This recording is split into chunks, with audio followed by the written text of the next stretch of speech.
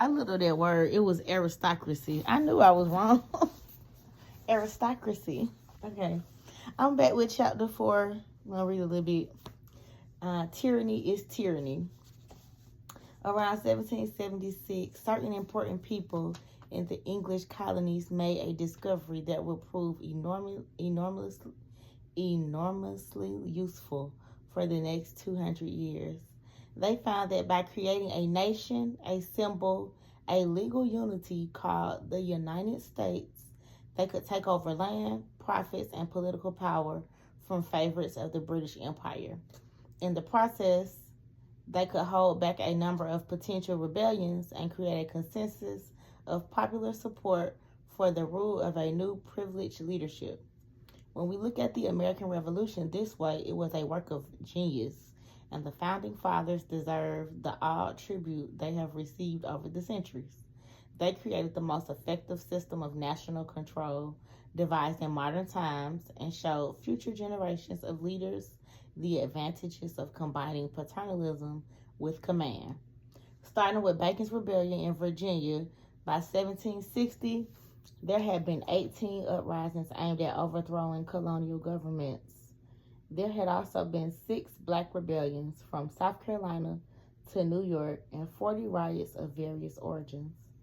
By this time, also, there emerged, according to Jack Green, stable, coherent, effective, and acknowledged local political and social elites. And by the 1760s, this local leadership saw the possibility of directing much of the rebellious energy against England and her local officials. It was not a conscious conspiracy, but an accumulation of tactical responses. After 1763, with England victorious over France in the 7 Years' War, known in America as the French and Indian War, expelling them from North America, ambitious colonial leaders were no longer threatened by the French. They now had only 2 rivals left, the English and the Indians. The British, wooing the Indians, had declared Indian lands beyond the Appalachians out of bounds to whites. Perhaps once the British were out of the way, the Indians could be dealt with. Again, no conscious forethought strategy by the colonial elite, but a growing awareness as events developed. With the French defeated, the British government could turn its attention to tightening control over the colonies. It needed revenues to pay for the war and looked to the colonies for that. Also, the colonial trade had become more and more important to the British economy and more profitable.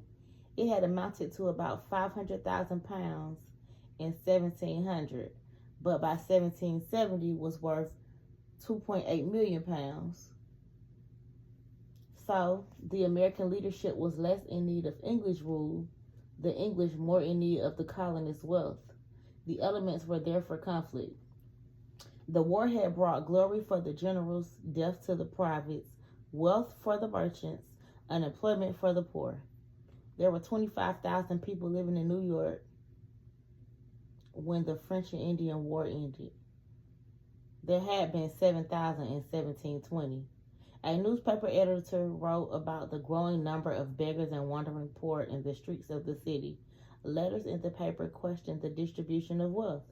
How often have our streets been covered with thousands of barrels of flour for trade, while our near neighbors can hardly procure enough to make a dumpling to satisfy hunger?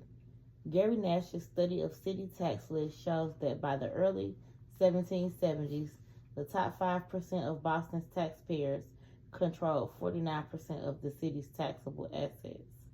In Philadelphia and New York, too, wealth was more and more concentrated. Court-recorded wills showed that by 1750, the wealthiest people in the cities were leaving 20,000 pounds, equivalent to about $5 million today. In Boston, the lower class began to use the town meeting to vent their grievances. The governor of Massachusetts had written that in these town meetings, the meanest inhabitants, by their constant attendance, were there generally are the majority and outvote the gentlemen, merchants, substantial traders, and all the better part of the inhabitants. What seems to have happened in Boston is that certain lawyers, editors, and merchants of the upper class, but excluded from the ruling circles close to England. Men like James Otis and Samuel Adams organized a Boston caucus, and through their oratory and their writing, modeled laboring class opinion called the mob into action and shaped its behavior. This is Gary Nash's description of Otis, who he says, keenly aware of the declining fortunes and the resentment of ordinary townspeople, was mirroring as well as molding popular opinion. We have a forecast of the long history of American politics, the mobilization of lower class energy by upper class politicians for their own purposes. This was not purely deception.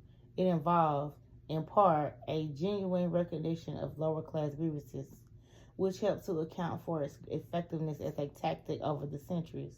As Nash puts it, James Otis, Samuel Adams, Royal Tyler, Oxenbridge, Thatcher, and a host of other Bostonians linked to the artisans and laborers through a network of neighborhood taverns, fire companies, and the caucus espoused a vision of politics that gave credence to laboring class views and regarded as entirely legitimate the participation of artisans and even laborers in the political process.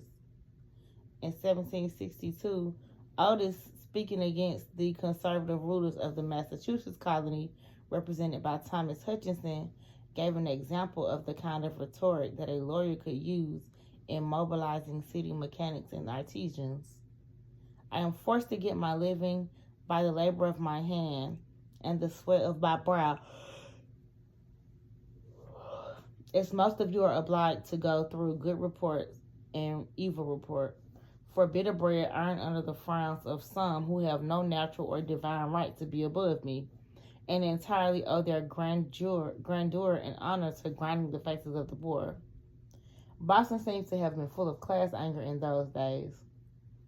In 1763, in the Boston Gazette, someone wrote that a few persons in power were promoting political projects for keeping the people poor in order to make them humble. This accumulated sense of grievance against the rich in Boston may account for the explosiveness of mob action after the Stamp Act of 1765.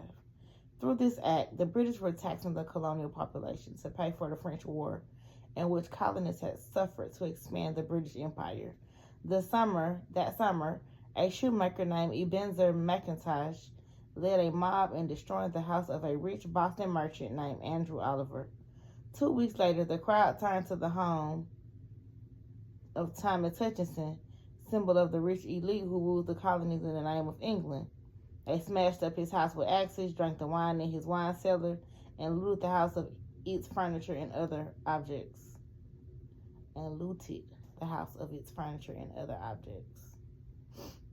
A report by colony officials to England said that this was part of a larger scheme in which the houses of 15 rich people were to be destroyed as part of a war with plunder of general leveling and taking away the distinction of rich and poor.